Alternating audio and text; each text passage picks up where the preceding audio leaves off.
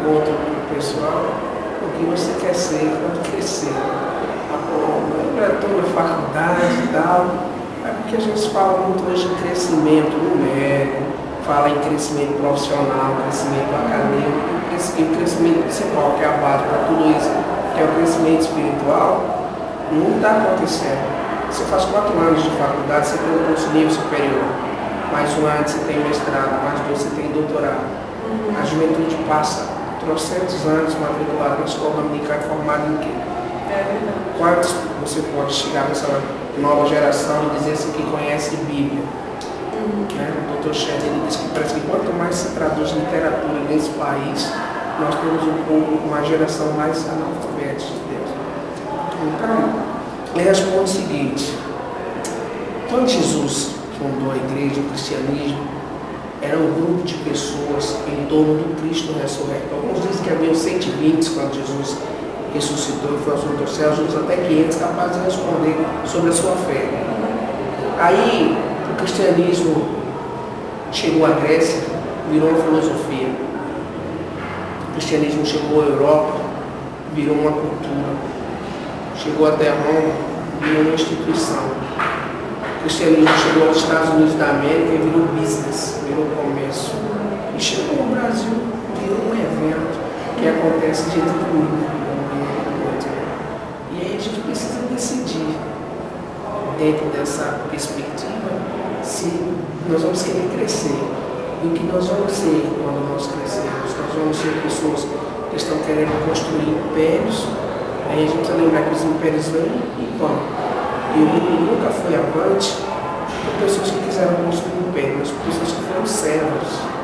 E esse é o grande dilema dos discípulos pós-modernidade, é decidir se quer ser usado por Deus ou se quer tentar usar a Deus.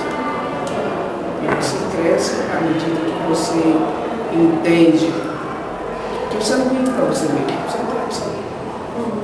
Você vive para Deus. Isso, você trabalha para Deus, você estuda para Deus, você se gradua para Deus, você se diverte para Deus. Porque o amor consiste em querer fazer o outro feliz, não apenas ser feliz. Eu amo a Deus, eu quero fazer Deus feliz. E o que agrada o coração de Deus?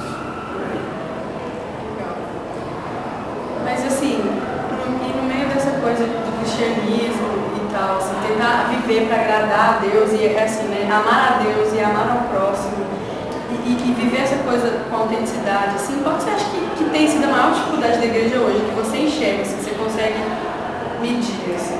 A maior dificuldade para mim é que a igreja não aprendeu que ela precisa dar de si, ao invés de pensar em si. A igreja faz as coisas pensando nela. E na verdade deve ser o contrário, tem que ser pensando no outro.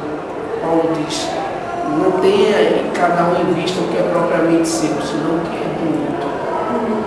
Então a igreja ela tem que reconhecer que ela existe para dar de si. Né? João Batista falou isso com muita propriedade. Quem tem que crescer é Cristo, não é a igreja, não é o ministério. Não tem que ser presidente de nada, já tem um presidente. Né? Perguntaram para o reverendo Dom Manuel Heller se queria ser pastor da maior igreja do Brasil. Ele disse não. E todo mundo ficou impressionado porque ele respondeu não, porque ele era um pastor extremamente renomado de uma grande igreja. Ele disse: por que o senhor não quer? Ele disse: porque se eu for querer ser pastor da maior igreja do Brasil, eu não vou estar cooperando com Cristo, eu vou estar competindo com Cristo. Verdade. E a igreja na Rússia? Assim? A igreja na Rússia é uma igreja pequena, ela não é autogovernável, ela não é autopropagável, ela não é autossustentável. Existem as desavenças denominacionais, mas a igreja aqui, porque existem 2 igrejas na Rússia, a igreja pós-abertura e a igreja pós-soviética. E essa igreja, a gente aprende muito com eles, porque eles levam o cristianismo muito a sério. Né? Quantos de nós estaríamos no Brasil hoje à noite, dia do Senhor, na igreja, se soubesse que segunda-feira seria demitido, que o filho seria impedido de ir para a escola, ou que seria expulso da faculdade? Quantos de nós estaríamos? Né? E eles passaram por tudo isso, ainda passam, e eles permanecem firmes. E acho que é precisamente por isso que perguntaram para o Billy Graham e para o André qual é a diferença da igreja russa, da igreja chinesa, da igreja perseguida para as igrejas livres. E eles responderam que no mundo perseguido, os crentes sofrem por causa do evangelho. E no mundo livre, o evangelho sofre por causa dos crentes. Outra coisa, se você pudesse levar alguma coisa da cultura cristã brasileira, sei lá, do cristianismo brasileiro para a Rússia e alguma coisa do cristianismo russo para o Brasil, o que seria? Assim? Qual a troca que você daria? Do cristianismo russo para o Brasil, basicamente seriam duas coisas. A utilização do belo, do que é lindo, do que é bonito, para glorificar a Deus, para adoração a Deus. O belo no pensamento russo, ele existe para glorificar a Deus. E a devoção na oração, porque o aspecto contemplativo da ortodoxia russa tem uma questão positiva, é que te leva a você imergir, né, na santidade de Deus. Evidentemente que Deus não é aquele ser distante, mas aqui essa questão de aproximar muito, você termina chamando Deus de um cara lá de cima, né? E falta aquela reverência e tal.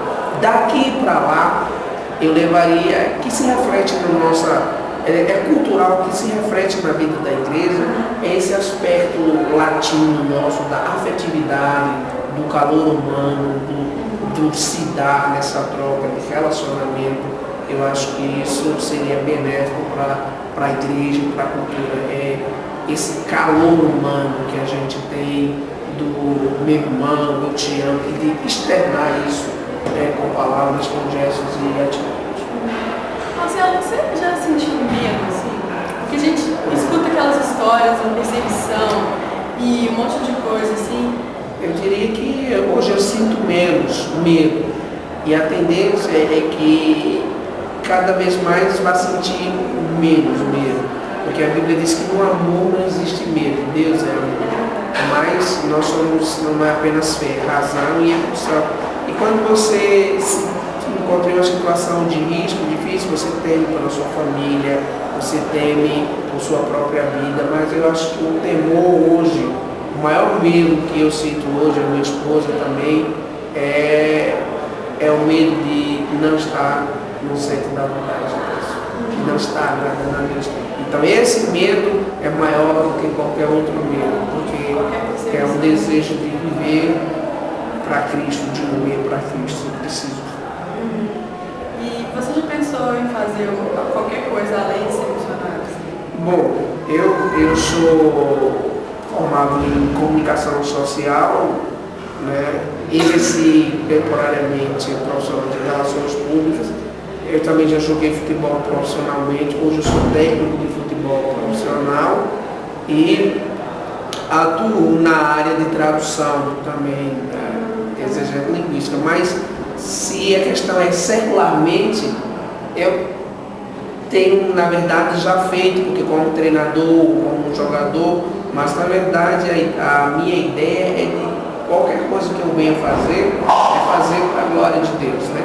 Mas o caminho missionário é um caminho sem volta, então embora tenha convites hoje para atuar como técnico em clubes ou em empresas, que iria tomar parte do meu tempo, então eu decidi que viver exclusivamente para o reino de Deus, essa é a opção, né? Embora isso não descasque que temporariamente eu faça ainda que sem fins lucrativos, mas outras atividades na área de comunicação ou propriamente na área esportiva.